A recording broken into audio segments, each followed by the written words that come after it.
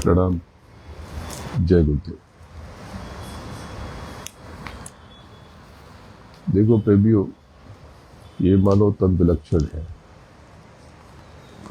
इस देह को समझो।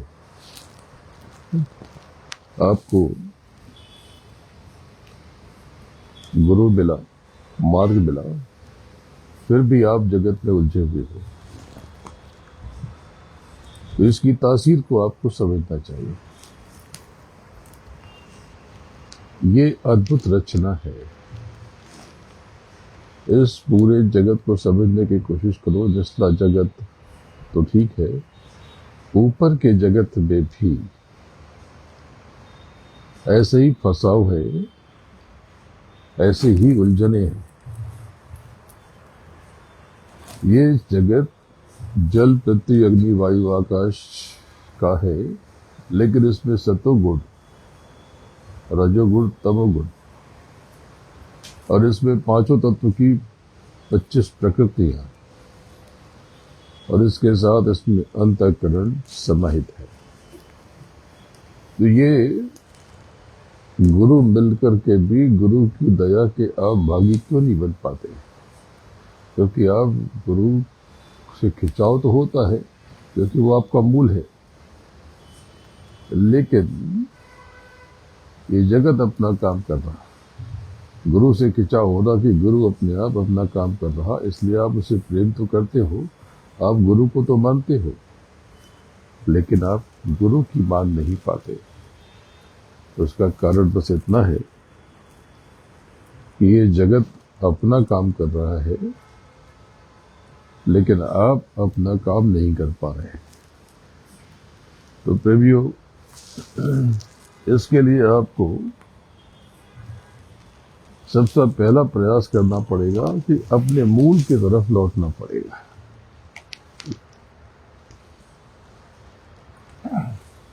शब्द की ओर लौटना पड़ेगा। इस संसार में अब जो घट रहा है, ये कोई आकस्मिक घटना नहीं है। जो कुछ अभी हो चुका अब तक और जो चल रहा है, ये तो आप सबको बताया जा चुका था। आप कह दो कि आपको नहीं पता, वो सब पहले ही कहा जा चुका है। और जो कल होने वाला है, इसके भी संकेत दिए जा चुके हैं, क्योंकि इसका बीज पहले ही पड़ चुका है, बीज बोया जा चुका है। ये सब आपके जगत के कर्मों से ही उपजा है। अब ये जो आपने बोया है, तो ये अब उन बीजों के फल आ रहे। तो आप कैसे फल भोगोगे, ये इस पर निर्भर करता है कि आपकी कर्म की गति क्या है और आपकी सूरत कहाँ टिकी हुई है, मन के घाट पर या सूरत के घाट। तो प्रेमियों, जो कुछ भी आपको बताया गया था, भविष्य की झलक दिखाई गई थी, ये डराने की बात नहीं है, ये जगाने की बात है। तो अभी तो आपने अब तक का जो समय देखा, ये संक्रमण काल है। अभी तो जुलाई में काफी कुछ होने वाला है, और जुलाई के पश्चात भी जुलाई में काफी कुछ, मतलब थोड़ा बहुत कुछ होगा, लेकिन आगे आने वाले समय में बहुत कुछ होगा। तो ये वो कालखंड है जब ब्रह्मांड अपनी धुरी बदलता है, जब मौसम अपनी मर्यादा तोड़ता है, और जब प्रेमी का, जीवों का अंतर्मन अनजानी हलचलों से गुजरता है। तो यह समय किसी अंत जैसा दिखेगा, लेकिन वास्तव में यह तो एक नए युग के आरंभ का गर्जन है। यह समय बाहर से विस्फोट है, लेकिन भीतर से निर्माण, जिसको गुरु महाराज ने कहा था, कलयुग में कलयुग जाएगा और कलयुग में सतयुग आएगा। गुरु महाराज थे, गुरु महाराज हैं, गुरु महाराज रहेंगे। मैंने कभी नहीं कहा कि मैं गुरु हूं। मैं कौन हूं? मैं तो यही कहता हूं कि तुम खुद को जागो, तब तय करना। लेकिन कोई तुमसे ले नहीं रहा, सिर्फ तुम्हें जगा रहा हूं, और मालिक के प्रति तुम्हारे प्रेम में इजाफा करने का प्रयास कर रहा हूं। तो प्रेमियों, देख लो, अब यह समय केवल बाहर से जय गुरुदेव करने का नहीं है, नाम लेने का नहीं है। अब समय है नाम में समा जाने का, समाहित हो जाने का, समाधिस्थ हो जाने का। अब समय उस शब्द में खो जाने का है। अब समय है उस अनाहत मौन की सूरत में लीन और विलीन हो जाने का। अब बाहर की भाषा तो चुप होगी, लेकिन भीतर की ध्वनि को सुनना अनिवार्य हो जाएगा, आवश्यक हो जाएगा। तो यूं समझ लो कि अब वो प्रेमी टिकेगा जिसने दिखावे नहीं बल्कि समर्पण को अपनाया है, जो गुरु चरणों में, सदगुरु के चरणों में खुद को अर्पित कर देगा। उसके ऊपर निर्भर हो जाएगा, गुरुमुखी हो जाएगा, नियमित रूप से साधन भजन करेगा। यदि तुम्हारा भजन सतत है, अनवरत है, लगातार है, अगर सूरत गुरु चरणों में लगी है और बात बाहर जो है और अपने भीतर मौन की घंटियां बज रही हैं, तो जान लीजिए कि यह कठिन समय आपके लिए एक दिव्य क्रांति बन सकता है। देखो, गुरु की दया और गुरु की कृपा कोई उपहार नहीं है, यह तो प्रतिक्रिया है आपके समर्पण की, आपके अर्पण की, आपके विश्वास की। यह उसी पर उतरती है, दया उसी पर उतरती है जो इस अग्निकाल में भी उस सदगुरु के, गुरु महाराज के चरणों में अपनी श्रद्धा का दीप जलाए रखता है। देखो, स्मरण रखना, जब काल अपने वक्र मार्ग पर चलता है, उल्टी दिशा पर चलता है, जब दिशाएं उलझती हैं, जब बाहर का संसार बिखरता है, तब केवल शब्द ही ऐसा दीप है जो जीव को उसके मूल तक पहुंचा देता है। ये संत मत, नाम योग, शब्द योग कोई उपाय नहीं है, ये जीवन की मूल क्रिया प्रक्रिया है। जो शब्द में गहरे उतर गया, उसे समय की लहरें डुबा नहीं सकती, वह तो स्वयं काल को पार कर जाता है। यह समय सुनामी के समान है, जो सतह पर है वह डूबेगा और जो गहराई में है वह अमिट रहेगा, वह अनश्वर रहेगा। यानी जो बाहरी जगत में फंसेगा वो मिट जाएगा, नष्ट हो जाएगा, भ्रष्ट हो जाएगा, और जो भीतर गुरु की कृपा में, दया में, मेहर में खोया हुआ है वह सदा रहेगा। देखो, आगे समय बड़ा विचित्र है, राजनीतिक और वैश्विक अस्थिरता होगी, प्राकृतिक आपदाएं आएंगी, पर्यावरणीय असंतुलन होगा, धार्मिक, जाति और मानसिक तनाव बढ़ेगा। लेकिन इन सब के बीच कुछ जीव जागेंगे और वो मौन की ओर, साधन भजन की ओर और शब्द की ओर, नाम की ओर लौटेंगे और वही बनेंगे नवयुग के दीप, इस धरा पर शांति दूत, सतयुग के वाहक। कलयुग में कलयुग जाएगा ही और कलयुग में सतयुग आएगा ही। गुरु महाराज पर यकीन रखना। मैं बार बार कहता हूं, इस बात को समझ लो कि जब बाहर की दुनिया, बाहरी जगत, बाहरी संसार आपको अशांत कर दे, जब भ्रम बढ़े, जब संबंध उलझ जाए, बिखर जाए, तब आप भीतर के महानाद को, महास्वर को, नाम को, शब्द को, महाध्वनि को पकड़ लेना, जो वाणी नहीं है, साक्षात मौन का नाद है। वह शब्द जो बाहरी कानों से नहीं बल्कि सूरत के कानों से सुना जाता है। नाम कोई उच्चारण नहीं है, यह तो एक द्वार है जिससे जीव, जिससे प्रेमी भ्रम से उठकर सत्य में प्रविष्ट होते हैं। तो अब समय आ रहा ये मन बुद्धि चित्त अहंकार में से मन को मनन में रूपांतरित करने का, चिंतन में बदलने का, प्रेम में डूब जाने का, भजन को अनुभव बना देने का, शब्द को श्रवण नहीं जीवन का मूल स्रोत में परिवर्तित कर देने का। और जो इस मार्ग पर स्थिर रहता है वही काल से परे हो जाता है, वो काल के झांसे से बाहर निकल जाता है। देखो, आप सबको बताया था कि वायु दुर्घटना होगी, प्राकृतिक आपदाएं आएंगी। अरे अभी तो बारिश का कहर देखो, बाढ़ का कहर कैसा लोगों को पागल कर देगा।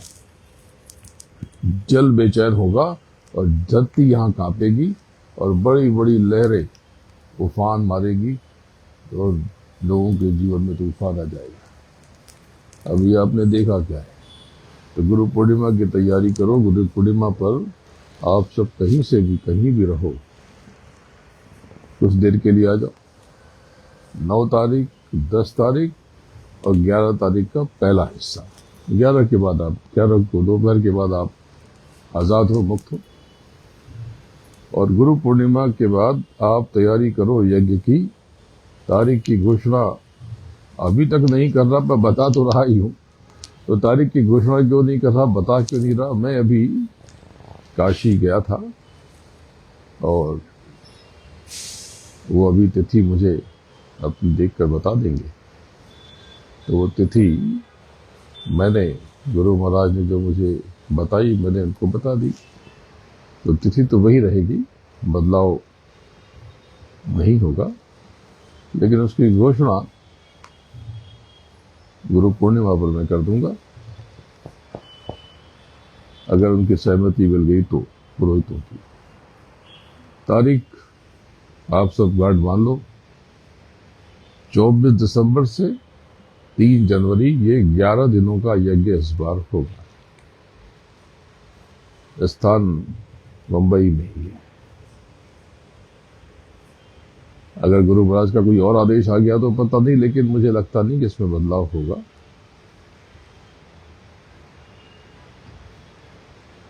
बाकी मालिक जो आदेश निर्देश देंगे उसका अनुपालन किया जाएगा। लेकिन 24 दिसंबर से 3 जनवरी, 24 दिसंबर 2025 से 3 जनवरी 2026, तो 3 जनवरी की रात संध्या के बाद, पूर्णाहुति के बाद प्रेमी जाना शुरू हो जाएंगे। और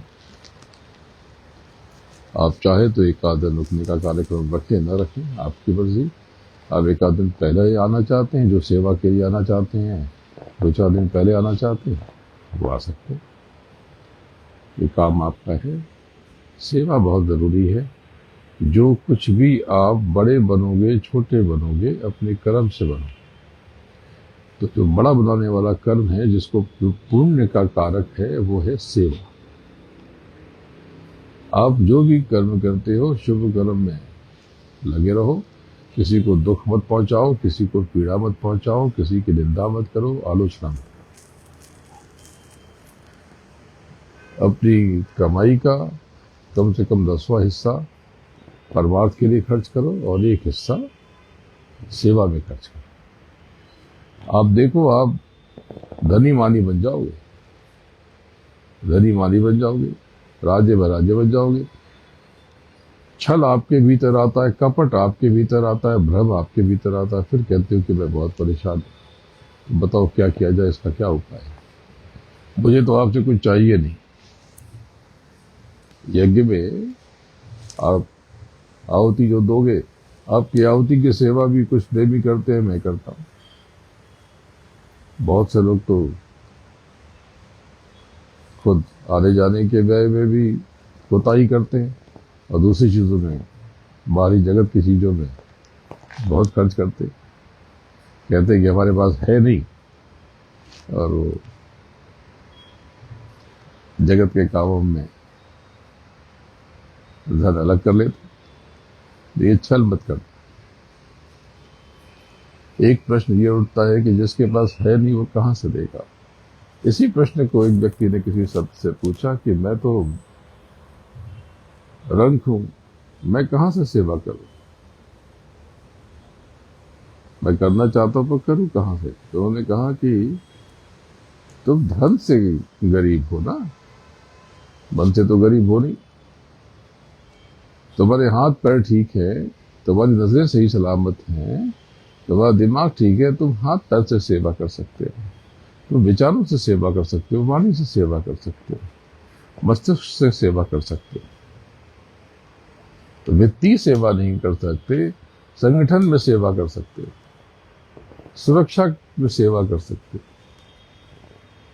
नाना प्रकार से सेवा कर सकते हो। ये जो अंतर मन की गरीबी है यही तुम्हें अमीर बनने नहीं देती। ये सब कुछ तुम्हारे कर्मों से।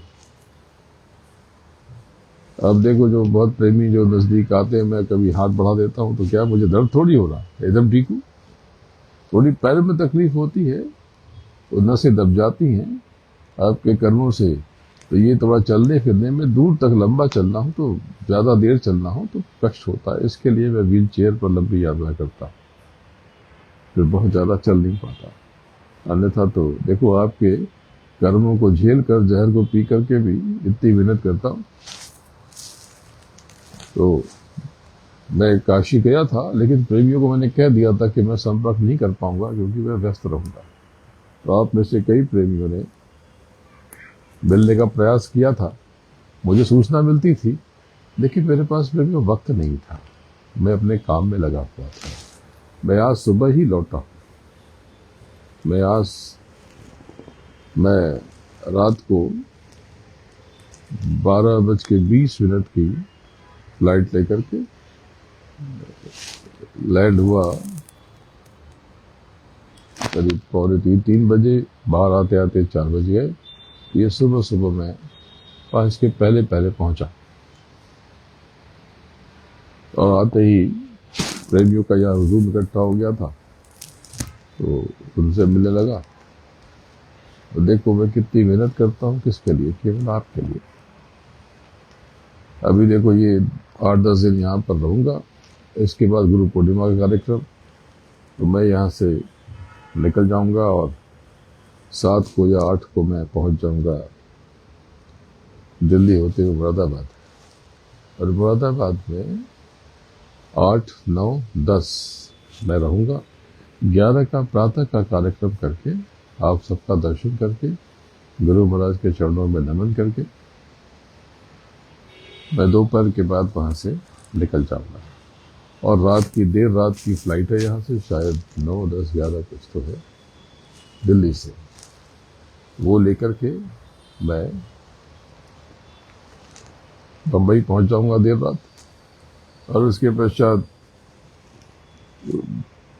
तब तक 12 हो जाएगी सुबह की, और 12 की रात में मैं पुनः संयुक्त राज्य अमेरिका चला जाऊं, जहां से मैं 30 तारीख की सुबह आऊंगा। तो 30 को काफी प्रेमी आ जाएंगे ऐसा लगता है। तो बाकी तो मैं आप सबके साथ हमेशा आपको बहुत प्रेम करता हूँ, आप अकेले नहीं हो। देखो प्रेमियों, जगत में संघर्ष मत करना, जो होता है उसे होने दो, अच्छा या बुरा। अपने चिंतन की दिशा खराब मत करो, हृदय में द्वेष मत रखो, घृणा मत रखो, निंदा मत रखो, जलन मत रखो। सहज कुछ दिनों के लिए ये नर्तन मिला है, कर्ज में नर्तन मिला, इसको भी बिसरा दोगे तो क्या करोगे? अरे कर्ज में नर्तन मिला, इसको भी बिसरा दिया। सूद की तो बात क्या है, मूलधन भी खा गया। तो धर्म का होगा मुकदमा, काल कुर्की आएगी और जिंदगी तेरी अधम नीलाम करती जाएगी। सहज रहो, हमेशा मालिक का, सदगुरु का स्मरण करते रहो, सिमरन करते रहो, उसी को याद करते रहो। गुरु महाराज थे, गुरु महाराज सदगुरु महाराज